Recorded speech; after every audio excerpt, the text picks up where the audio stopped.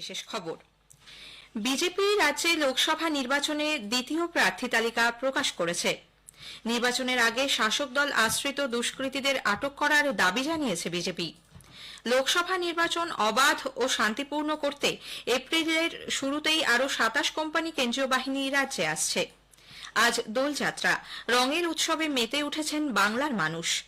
দোলযাত্রা উপলক্ষে পূর্ব রেলের শিয়ালদা ও হাওড়া ডিভিশনে বেশ কিছু লোকাল ট্রেন বাতিল রয়েছে। মেট্রো রেল পরিষেবাও শুরু হবে দুপুরে। আসছে বিস্তারিত খবরে।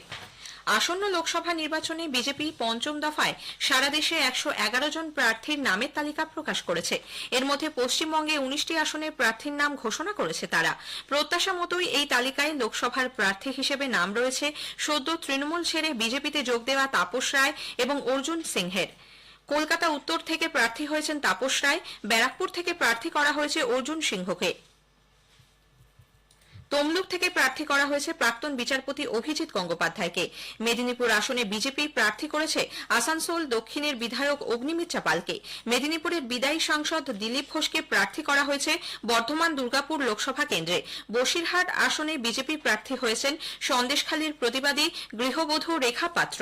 এছাড়া উল্লেখযোগ্য প্রার্থীদের মধ্যে রয়েছেন কলকাতা দক্ষিণ কেন্দ্রে রায়গঞ্জের প্রাক্তন সাংসদ দেবশ্রী চৌধুরী, কৃষ্ণনগরে রাজমাতা অমৃতা রায়, জলপাইগুড়িতে জয়ন্ত রায়, দার্জিলিং আসনে রাজু বিস্তা, বারাসাতে দলের বর্তমান বিধায়ক স্বপন মজুমদার, বর্ধমান পূর্ব কেন্দ্রে বিধায়ক অসীম কুমার সরকার।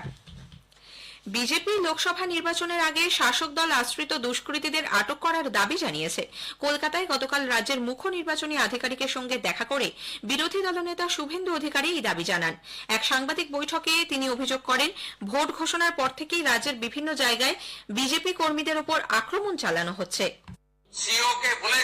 এদিকে তৃণমূল কংগ্রেস নেতা শান্তনু সেন দেশে বেকারত্ব বৃদ্ধি নিয়ে বিজেপির সমালোচনা করেছেন। We know we are coming up with series of Modi guarantee, that is zero warranty in reality versus Didi guarantee. Each of one was proved to be false later on, one of which was 2 crores of employment per year.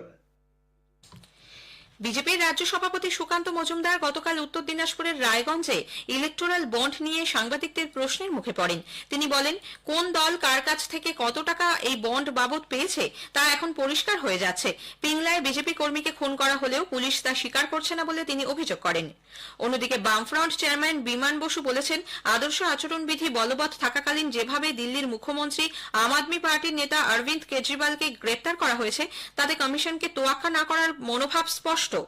Malda শহরের সানাউল্লাহ মঞ্চে CPIM এর এক কর্মী সভায় এসেছিলেন বিমান বসু।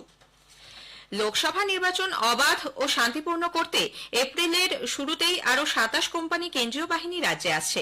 এর মধ্যে CRPF আসছে ১৫ কোম্পানি, বিএসএফ ৫ ও সিআইএসএফ ৭ কোম্পানি। কেন্দ্রীয় স্বরাষ্ট্র মন্ত্রক রাজ্য সরকারকে চিঠি দিয়ে একথা জানিয়েছে। আগেই রাজ্যে এসেছে ১৫০ কোম্পানি কেন্দ্রীয় বাহিনী, ফলে বাহিনীর মোট সংখ্যা দাঁড়ালো ১৭৭ কোম্পানি। ২৭ কোম্পানি কেন্দ্রীয় বাহিনী কোথায় মোতায়েন করা হবে সে ব্যাপারে দ্রুত সিদ্ধান্ত নিতে রাজ্য সরকারকে অনুরোধ করেছে নির্বাচন কমিশন। এদিকে অতীতে লোকসভা ও বিধানসভা নির্বাচনের সময় যাদের বিরুদ্ধে বুথ দখল, ছাপ্পা ভোট, গুলি চালানোর অভিযোগ রয়েছে তাদের নামের তালিকা তৈরি করার জন্য নির্বাচন কমিশন সব জেলা প্রশাসনকে নির্দেশ দিয়েছে।